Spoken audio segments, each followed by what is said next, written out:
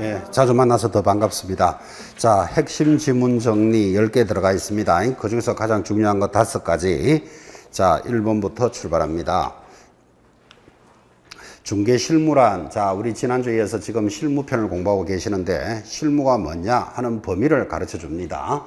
개공사와 의뢰인 간의 중개계약의 성립으로부터 어디까지? 중개의 완성까지 계약이 체결되는 것까지의 업무 일체를 말합니다. 그러니까 중요한 거, 여러분 계약이 체결되는 것이 중개가 완성되는 것인데, 중개가 완성되면 뭐를 하지요?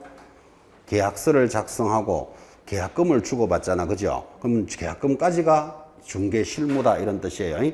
그럼 계약금 후에 일어나는 것, 중도금을 지급하거나 잔금을 지급하거나 등기를 이전하는 업무, 이를 이행 업무라 부르고, 계약 이행 업무는 개공사의 실무 범위에 포함되지 않는다라는 게 중요합니다.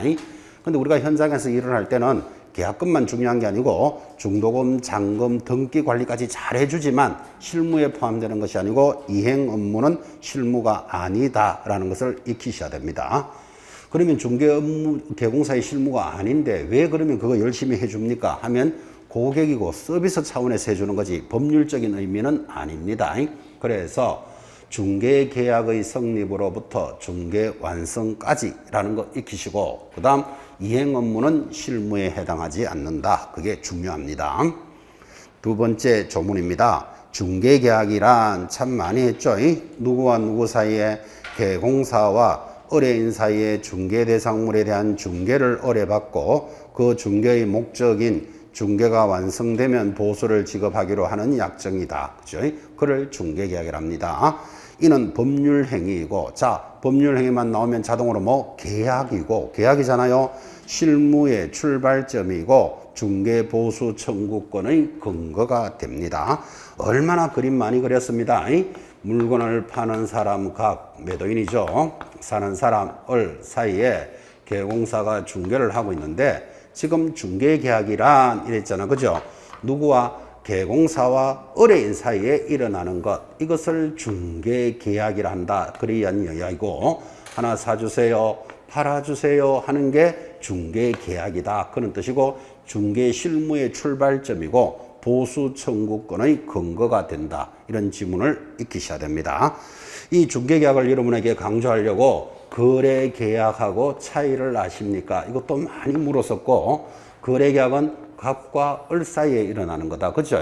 그래서 중개계약, 거래계약이 구분이 돼야 되는데도 불구하고 그놈이다 생각하는 분이 태반이다 그랬잖아, 지금. 그죠? 오늘 계약을 했는데 계약이 깨졌다, 계약이 잘 되었다 라고 말할 때 계약이 거래계약인지 중개계약인지를 구분 안 하면 그때부터 내용이 엉망이 됩니다. 지금 시간은 중개계약이니까 다시 중개계약은 누구와 누구? 의뢰인과 개공사 사이에 일어나는 계약이다를 익히셔야 됩니다. 3번, 이런 중개계약의 종류 중에서 시험에 잘 들어왔던 게 순가 중개계약입니다.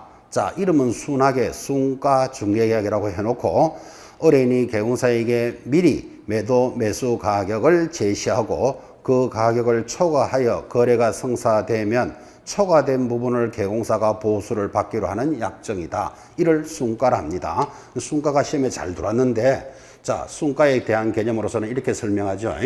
자, 이게 부동산이 아직 팔리지도 않았는데 미리 가격을 제시합니다. 예를 들어서 이거 10억에 팔자 이렇게 미리 가격을 정해놓고 초과되는 부분이 있다면 그 초과 부분을 알파라 부르고 이거를 수수료로 하자.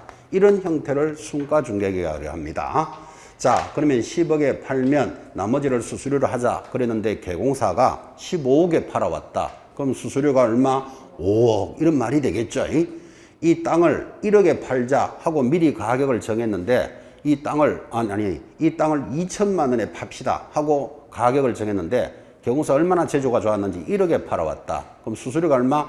8천만 원이다. 배보다 배꼽이 더 크다, 그죠? 이게 순가니까 이런 말들이 저절로 나오겠죠. 부동산 투기를 조장하게 되고 허위 과장 광고의 원인이 되고 거래 질서를 문란하게 하고 개공사가 폭리를 취할 수도 있고, 이런 말들은 전부 어디 들어간다? 순가에 들어가는데 특히 조심할 거, 순가 중개계약 자체가 위반은 아니다. 이런 문제도 만났죠. 수수료를 초과하면 위반이지 순가중개계약 자체를 위반으로 보는 것은 아닙니다.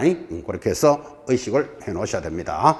다시 한번 더 봅시다. 순가중개계약이란 글자는 순하게 순가 해놓고 나쁜 놈은 다 들어갑니다. 의뢰인이 개공사에게 미리 매도 매수 가격을 제시하고 그 가격을 초과하여 성사되면 초과된 부분을 개공사가 보수로 받는 약정. 그래서 그런 결과가 만들어진다. 이것도 한번 익혀보는 시간입니다. 4번 오늘 공부했으니까 분묘기지권은 타인의 토지에 분묘를 설치한 자가 분묘를 소유하기 위해서 그 묘지 부분의 타인 소유 토지를 줄여놓고 것입시오. 사용할 수 있는 권리로서 지상권에 유사한 물건이다. 아까 우리 공부할 때도 정리하셨고, 타인의 토지에 있는 분묘를 사용하는 거지 그거 토지를 소유하게 해주는 권리가 아니죠. 그죠? 사용하기 위한 권리다. 그래서 분묘기지권 익히셨습니다. 자, 마무리. 부동산 거래계약 체결을 중개하는 개공사 거래계약서를 작성하기 전에 당사자를 먼저 조사해야 됩니다. 그래서 계약 체결하기 전에 진짜 자기 물건을 파는지 남의 물건을 훔쳐서 파는지를 확인하는데, 당사자는 자연인인 경우, 여러분이나 저와 같은 사람을 자연인이라고 합니다. 자연인인 경우와 법인의 경우로 나누어서 자연인인 경우에는 능력의 유무와 진정한 소유자인지 여부 또는 처분권이 있는지 여부를 조사하고, 법인인 경우에는 법인격의 유무와 처분권의 유무 등을 조사하라 그랬습니다. 자, 그러면 지금 강조는 돼 있지만 여러분과 저와 같은 자연인은 진정한 소유자인지 처분권이 있는지를 어떻게 확인합니까? 등기부 등본과 주민등록증으로 확인하라. 들어본 적 있죠? 그죠? 그럼 법인도 확인하라는데 법인은 어떻게? 법인 등기사항 증명서로 확인합니다. 그죠? 이게 현실적인 문제로서 체크하셔야 됩니다. 그래서 5개 지문을 정리해 보셨습니다. 대단히 수고하셨습니다. 다음 주에 뵙겠습니다.